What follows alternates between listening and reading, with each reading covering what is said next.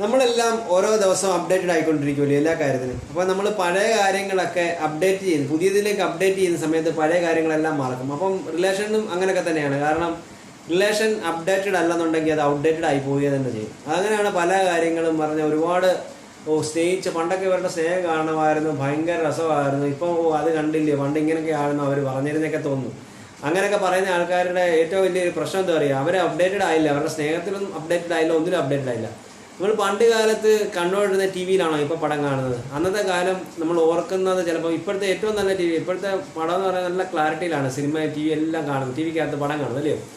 അപ്പം അന്നത്തെ പണ്ട് കാലത്തുള്ള ടെക്നോളജി വെച്ച് നോക്കിക്കഴിഞ്ഞാൽ ഇപ്പം നമുക്ക് ബാക്കിലോട്ട് പോകാൻ സത്യം പറഞ്ഞാൽ ഇഷ്ടമേ അല്ലെന്ന് പറയാം. ഒരു നൊസ്റ്റാൾജിക്ക് വേണമെങ്കിൽ നമുക്ക് കുറച്ച് പോകാമെന്ന് പറഞ്ഞെങ്കിലും നമുക്ക് ഇപ്പോഴത്തെ ഒരു ഫെസിലിറ്റി, നമ്മൾ ഉപയോഗിക്കുന്ന ഫെസിലിറ്റി, ATM കാർഡ്, ഗൂഗിൾ പേ, ഇങ്ങനെയൊക്കെയുള്ള സാധനങ്ങളൊന്നും ഇല്ലാത്ത ഒരു സ്ഥലത്തേക്ക് നമ്മൾ പോയി കഴിഞ്ഞാൽ, നമ്മുടെ പണ്ട് കാലം നമ്മൾ ഒരു 10 രൂപ ഇടണമെന്നുണ്ടെങ്കിൽ ബാങ്ക് മാനേജറുടെ അടുത്ത് പോയി ക്യൂ നിൽക്കുന്ന അമ്മമാരെല്ലാം വാക്കുകളെല്ലാം വായിരിക്കുന്ന എല്ലാം കേട്ടിട്ട് വേണം SBI-യിലൊക്കെ കയറി ഇത് ചെയ്യാൻ.